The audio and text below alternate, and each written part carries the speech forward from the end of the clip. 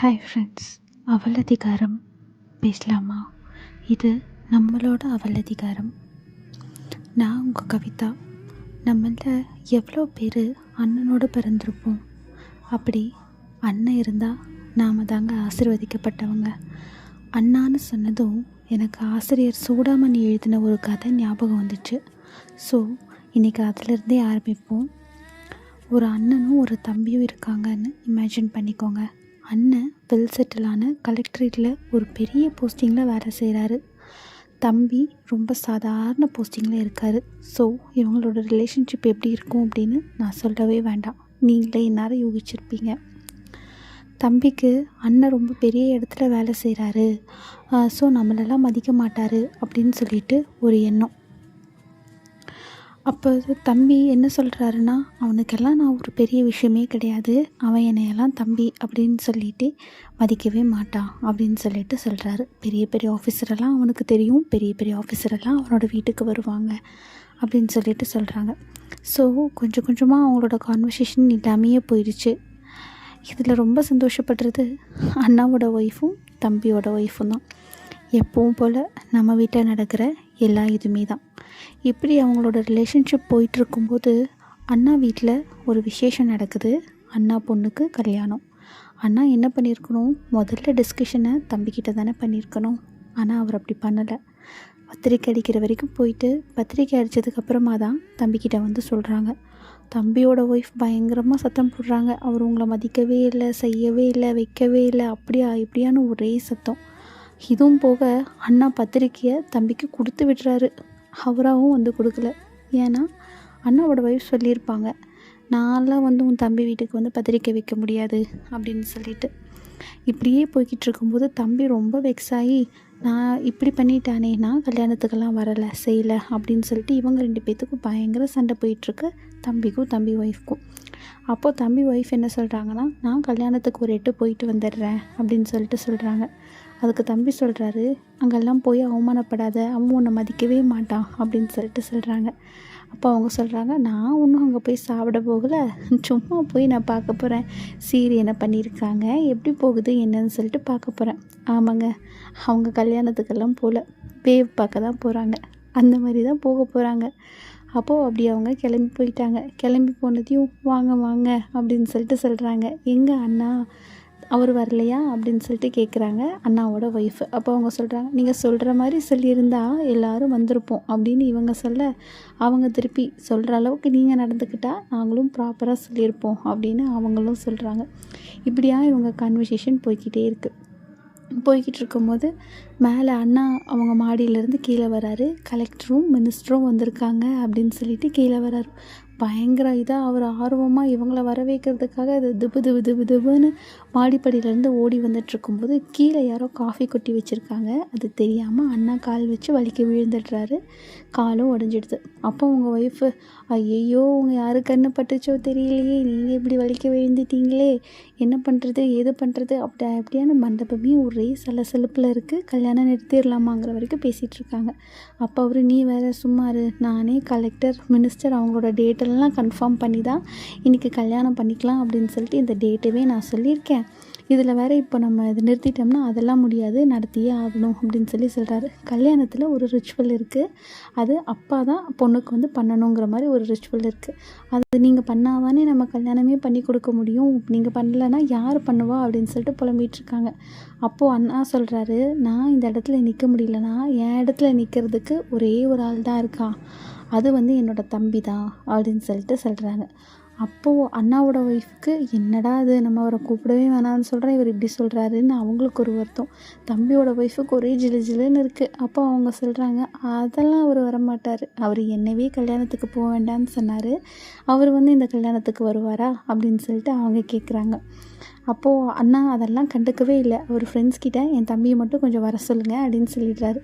இது சொன்னதையும் தம்பி அங்கே திபு திபுன்னு தம்பி ஐயோ அப்படின்னு அடித்து பதறி அடித்து போய் ஒடியாராரு. அங்கேருந்து வந்து அண்ணா என்னாச்சு அப்படின்னு சொல்லிட்டு கேட்குறேன். அதெல்லாம் நான் உனக்கு அப்புறமா சொல்கிறேன், எனக்காக வாங்கி வச்ச சட்டையும் வேஷ்டியும் அங்கே இருக்குது, அதை போட்டுட்டு வந்து ஃபஸ்ட் நீ கல்யாணம் பண்ணு அப்படின்னு சொல்லி இது பண்ணுறாங்க. சூடாமணி இதெல்லாம் சொல்லலைங்க, இது நானாக சொன்னது. அங்கே அப்படி தான் கண்டிப்பாக நடந்திருக்கும். இந்த ஃப்ரெண்ட்ஸ் போய் சொன்னதையுமே அந்த தம்பி துடிச்சு போய் எந்திரிக்கிறாரு அப்படின்னு சொல்லிட்டு நம்மளோட சிந்தனைக்காக ஆசிரியர் அதை அப்படியே விட்டுடுறாங்க. ஆமாங்க, இது எவ்வளோ உண்மைங்க. நம்ம நிறையா நேரத்தில் நிறையா இடத்துல என்ன பண்ணுறதுன்னு நம்ம திகைச்சு நின்றுருக்க நேரத்தில் எல்லாம் நம்ம அண்ணா நம்மளுக்கு வந்து நின்றுப்பாருங்க. ஒரு வரமாக, ஒரு தூணாக, ஒரு சப்போர்ட்டிவாக, பயங்கர எந்துவாக நம்மளை கொண்டு போய் அங்கே நிறுத்தியிருப்பாருங்க. அந்த விஷயத்தை நம்மளும் நல்லபடியாக முடிக்க உதவியும் செஞ்சுருப்பார். அண்ணா அப்படின்னு சொல்கிறது சாதாரணமாக பேசக்கூடிய ஒரு உறவு கிடையாதுங்க. இது ஒரு சாதாரணமான உறவு இல்லை, இது ஒரு வரம். ஆமாங்க. இன்னையோட வேர்ஷனில் அப்பாவை நம்ம இன்றைக்கி இருக்கிற வேர்ஷனில் அப்பாவோட சின்ன வயசு இதை பார்க்கணும் அப்படின்னு சொன்னால் நம்மளோட அண்ணாவை பார்த்தா போதுங்க. நிறைய பெண்களோட லைஃப்பில் ஒரு ஸ்டெப் எடுத்து வைக்கிறாங்க, அவங்க தைரியமாக அடுத்த விஷயத்த பண்ணுறாங்க அப்படின்னு சொன்னால் அப்பா மட்டும் இல்லைங்க, அண்ணாவும் அதுக்கு ஒரு முக்கிய காரணம் தாங்க. அவங்க லைஃப்பில் அடுத்த ஒரு இதுக்கு போகிறதுக்கு, அடுத்து ஏதாவது பண்ணணும்னு அவங்க நினைக்கிறதுக்கு, அவங்கள மோட்டிவேஷ்னலாக இருக்கிறதுக்கு, அவங்கள கையை பிடிச்சி நடத்தி கொண்டு வரதுக்கு, அவங்கள தைரியமாக பார்த்துக்கிறதுக்கு, அவங்க குடும்பத்தில் முன்னாடி ஐயோ நானும் ஒரு இதுன்னு சொல்லிட்டு மதிப்பாக நிற்க வைக்கிறதுக்கு அப்பா இருந்தால் இதெல்லாம் 1% கிடைக்கும் அப்படின்னா அண்ணா இருந்தால் இது 100% கிடைக்குங்க. அப்படி நம்மளோட லைஃப்பில் எல்லா சிச்சுவேஷன்லேயும் எல்லா இதுலேயும் அவ்வளோ நம்ம எந்த இடத்துலையுமே ஐயோ நம்ம என்ன பண்ணுறதுன்னு சொல்லிட்டு நம்மளை யோசிக்க விடாமல் நான் இருக்கேன், பெருசாக எதுவுமே பண்ண வேணாங்க, நான் இருக்கேன் அப்படிங்கிற அந்த வார்த்தையில் நம்மளை இவ்வளோ தூரம் தைரியமாக கொண்டு வந்திருக்க அண்ணனை நம்ம நிறையா இடத்துல நினச்சிருக்க கூட மறந்துருப்போங்க. நானும் அப்படி தாங்க. என் லைஃப்பில் எனக்கு கிடைச்ச அண்ணாவை நான் யோசிக்கிறதே இல்லைங்க, நான் மறந்துடுறேன். அவன்கிட்ட போய் கூட நான் இந்தளவுக்கு நீ எனக்கு பண்ணியிருக்க, நான் இங்கே நிற்கிறதுக்கு நீ கொடுத்த சப்போர்ட்டும் நீ கொடுத்த மோட்டிவேஷனும் எனக்கு எவ்வளோ பெருசு தெரியுமா அப்படின்னு நான் ஒரு நாள் கூட சொன்னதே கிடையாதுங்க. அப்படி அப்பா இருக்கார் அப்படின்னு நான் அப்பா கிட்டே போய் சொல்கிறாத மாதிரி எங்கள் அண்ணன்கிட்ட அப்பா இல்லாட்டியும் நீ எனக்கு எவ்வளோ சப்போர்ட் தெரியுமா அப்படின்னு சொல்லிட்டு அப்பா கிட்டே நான் சொன்னதே இல்லைங்க. அப்படி என் லைஃப்பில் எனக்கு சப்போர்ட்டிவாக எனக்கு மோட்டிவேஷ்னலாக இருந்த என்னோடய அப்பாவுக்கு, அதாவது என்னோடய அண்ணாவுக்கு இதை நான் டெடிகேட் பண்ணுறேங்க.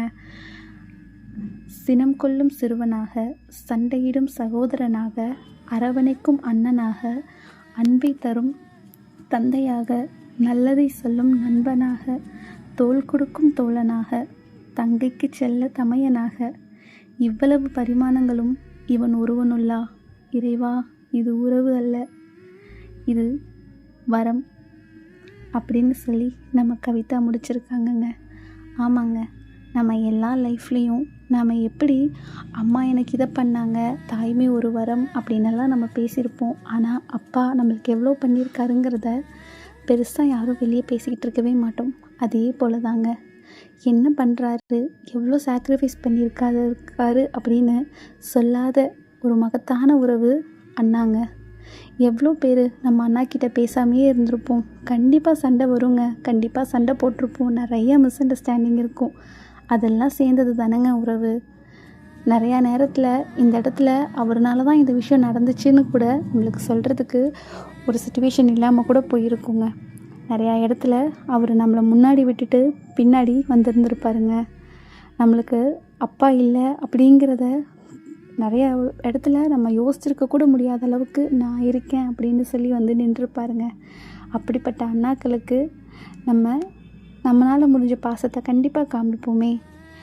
இன்றைக்கி நைட் யாரெல்லாம் அண்ணாங்கிட்ட பேசாமல் இருக்கீங்களோ இன்றைக்கி நைட்டு ஒரு ஃபோன் பண்ணுங்களேன், எடுத்து ஹலோ அப்படின்னு கேளுங்க. அந்த இடத்துல குரல் தடிச்சு தான் வரும். என்ன சொல்லு, கண்டிப்பாக அப்படி தாங்க வரும்.